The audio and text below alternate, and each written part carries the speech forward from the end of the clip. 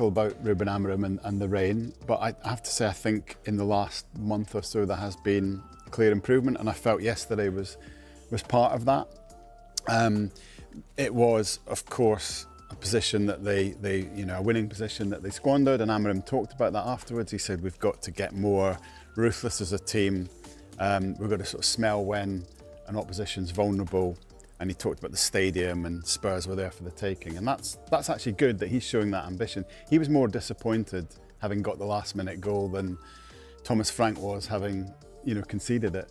I think there's more resilience. The lines are a bit closer, there's less spaces that opponents are finding against United. Just the quality of Mbeumo makes a difference. He was a bit, different class to Kolo Muani for Spurs.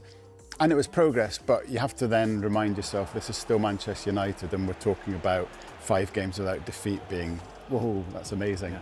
And clearly the club's got to get to a point that's way beyond that, but it's the beginnings of something, I think.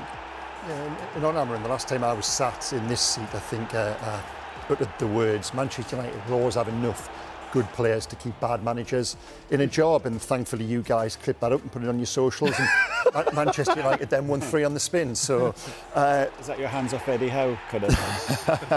But didn't that almost prove my point? The fact that I did sit here and say they've got good players, they've got Cunha, they've got Mbeumo, they've got Bruno Fernandes.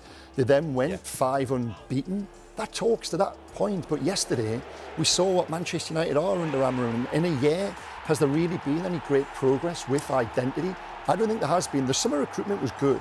Of all the players, and there was a lot of Premier League to Premier League transfers this summer because of PSR, we're seeing more of that now, whereas we didn't 5 or 10 years ago. I think Brian Mbeumo, out of all of them, was perhaps the best. And yesterday, he carried Manchester United again. But under Amorim, I don't see yet what they are really trying to be. He knows what he wants them to be. He's absolutely wedded to this system and this identity and the strategy, but I don't really see it on the pitch. And as I touched on at the top of the show there, this felt like a draw where both teams lost. Jonathan, I think I do see. I see what he's trying to do, and obviously, he's not fully executed it yet, and the inconsistency is still a maddening problem. I think I do see what he's trying to do. I think what he's recognised, Amorim, is that United are not. They don't currently have the midfield to be able to control games the way you would like. And the 3-4-2-1 system, if you can't control midfield, if you don't have the personnel who can control midfield, you are playing basketball. And packing that front three with the talent, with individual players who can create who can create chances out of nothing. I think that's what we've seen from them. We've seen a lot of late goals, we've seen a lot of kind of streaky goals, and obviously a huge amount of leaks in the defence. That they're still really brittle at the back. And that's something we already kind of knew about them. But and obviously the consistency is not there. But I think I kind of see what he's trying to do, even though he hasn't really properly executed it yet. Well, you mentioned what United are like just now, games of basketball. If you look at the Mail on Sunday, Riyadh Al Samurai was at the Tottenham Hotspur Stadium as well. The headline is, "This was Amorim's United in a nutshell, utter chaos." United extended their unbeaten run to 5, Jonathan, but it still felt like light accounting. For now, United will have to settle for lesser symbols of progress. That said, even if we talk about utter chaos, you could almost relate that to the league as well, because aside of Arsenal, who we've been talking about, United are 2 points off second. Yeah.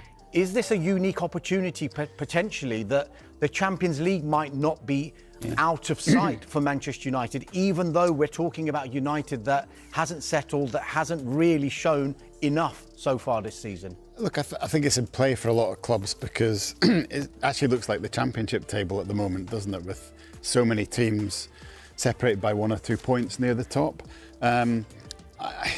Whether United will have that consistency over the long term, I'm not sure.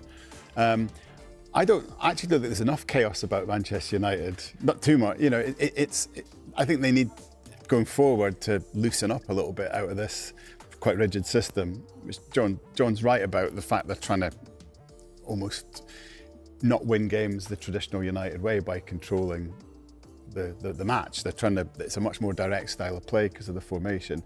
I think they need a bit more creativity going forward. But I just think that the recruitment maybe is the biggest thing that's helped them at the moment. like the goalkeeper, finally they've got a keeper, he kept them in the game.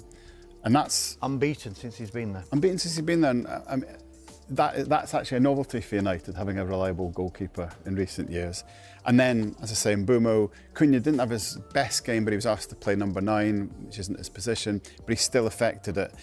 And it's that thing that Ralph Rangnick talked about, you know, the open heart surgery. It's a club that did need a lot of work on it, and it's going to be transfer window after transfer window. And I suppose, I know, Craig, you're saying you don't see what's happening under Amorim. I'd have said exactly the same a couple of weeks ago. The last couple of weeks have just given me enough to think, okay, there is finally a year on. Finally, I think there's just bits of improvement that you could stick with him a bit longer. Is that not just good players playing well, though? Is that just Brian and Mbeumo papering over the cracks? And I actually think Manchester United's recruitment in the summer was good, but it wasn't good enough to the point whereby the opportunity is there for a team who finished 16th last year to gate crash the top 4 this season. I think the Premier League, Jonathan touched on it earlier, the days of the top 2 or 3 running away with records points totals, that is gone. The Premier League is good. You know, at tea time yesterday, I looked at the table, there was 7 points separating 13th and 2nd. Yeah. You know, all you've got to do is string a couple of wins together, and Manchester United are there to a point. I think the one signing that is really going to come back and haunt them. Ruben Amorim'S spoken about some frailties at the back there, but goals can paper over the cracks. They're 2/3 of the way there. Mbeumo and Cunha are fantastic. They've got Benjamin Sesko terribly wrong. I was watching the game with one of my little boys yesterday, and Sesko went through on goal in the moment before he was injured. And one of my boys remarked, it was a tremendous camera angle. It had him coming face on. He said, he doesn't look like he wants to score. And myself and Jonathan spoke about this earlier. There isn't that belief there. There isn't that nastiness. There isn't that hunger. There's something about his body language that just screams insecure, unsettled, lacking in confidence. And when he went off injured, now, I hope he's okay. I couldn't really identify the point at which he did get injured, and we hope it isn't serious. Ruben Amorim spoke afterwards like it might be. But even before that, he didn't look like a player who fancied the fight, and he hasn't in any of his games so far. If they'd have spent that £70-80 million on a proper centre forward, given what else they've got there, we could have been talking about a team who could finish top 4, top 3. Like Voltemade. Well, we'll get on to him. Yeah. It is early, though, isn't it? Is it too early to judge? I think Sesko is not. I mean, I think he's looked like short of confidence. He looked really short of confidence yesterday. I think the issue with Sesko is that at Leipzig, he was a player who, with his pace and his movement, he would try and avoid contact. As a striker, you either relish the contact. You're either a Kane or a Drogba or a Haaland who tries to win the contact, or you use your pace and movement to avoid the contact and get into unconventional positions. Sesko is a 6'3" striker with pace and movement, but I think he's being forced into a role where he's being made he's been put into contact again and again, and it's not really his natural game. So you see the incident where he got, I think that's where he got injured, where Van de Ven is, and you can see he's not bracing himself for the contact. Either he's not expecting it, or he doesn't want it. But I think his instincts are to get away and not to brace himself and to get the finish away. And I think that is part of the slight kind of discrepancy into the role that he's been forced into and the kind of striker he actually naturally is. My biggest concern is the charisma. You touched on Voltemade there. Nick Voltemade has come in in not dissimilar circumstances, £70 million from the Bundesliga. And Voltemade has been put into a team that doesn't really suit him right now. When you speak about the role Sesko has been asked to do there, Voltemade, it's not perfect for him at Newcastle, but he's worn the shirt with character, with charisma. He's taken on that challenge. It's not perfect, but that is my concern about Sesko. I don't see that within himself. But I think that's club culture. I think that's prevailing culture rather than any kind of personal failing. I think if Voltemade goes into this United team, I think he struggles in the same way.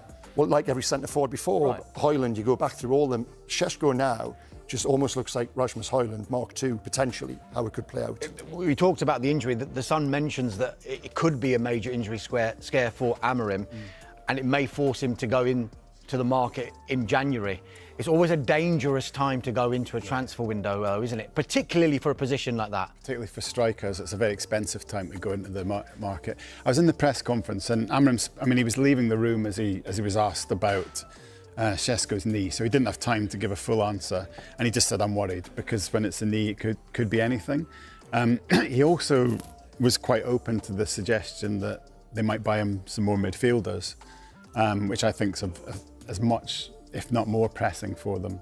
And of course, the issue they've got with strikers is that the time that they would need another one is actually December, when Mbeumo and Ahmad go to the Cup of Nations, so they might be short of goals at that point. But I think midfield, longer term for United, and I've thought this for years, substandard in midfield.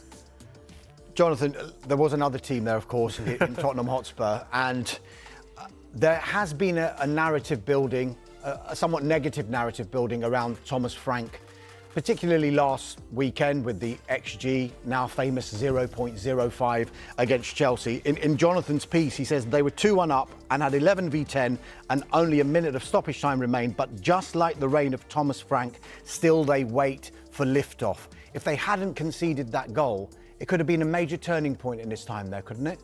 Well, I think it certainly would have changed the feelings and the emotions and the vibes around the place, but I don't think it would have addressed any of the underlying issues. Look, Frank started badly at Brøndby. I think he lost 8 of his first 10 or something like at Brentford. This is not a coach who comes in with a cattle prod and magic dust and almost sort of scares everyone into alignment. He has a look around. He tries to form personal relationships. He tries to fight fires. He has a look around the place. The issue is that at Spurs the expectations are hugely more elevated than they were anywhere that he's been in his career. There is an expectation, I think, and rightly so, that Spurs should be trying to win these sorts of games. I mean, I thought the Chelsea game was a huge tell. You can lose those games, right?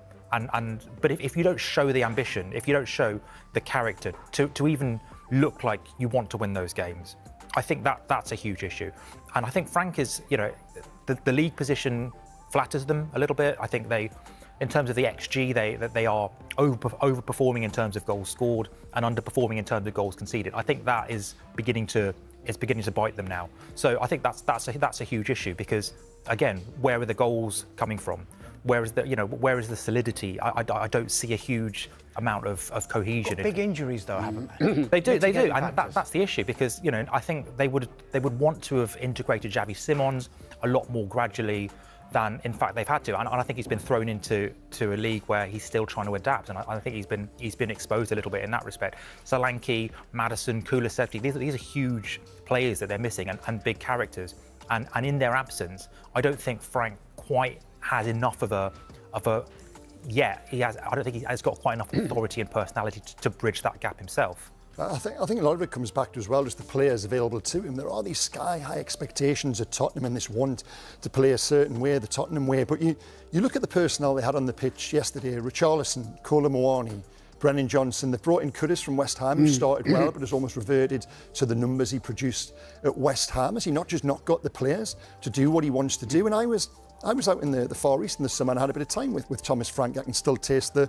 warm beer now that we had in Seoul. It was sweltering, yeah. Even the big fan next to us was wheezing. It was that hot. But Thomas Frank was the picture of cool, and I really enjoyed having the best part of an hour with him on and off the record. And he's a pragmatist. He doesn't want to play this way. He will play as it suits him, like he did at Brentford. He's not a man wedded to his style, but at the moment, I just think he's struggling personnel-wise to play the way supporters want him to play. But on the back of that, 2 weeks ago, we're speaking about Tottenham being the best away team in the country. But also, the Premier League is good. It's okay to draw a game or lose a game. We've already touched on that with the table being concertina. I think Frank's okay, and he's had a rough ride the last couple of weeks, but yeah. Is that not the issue, though?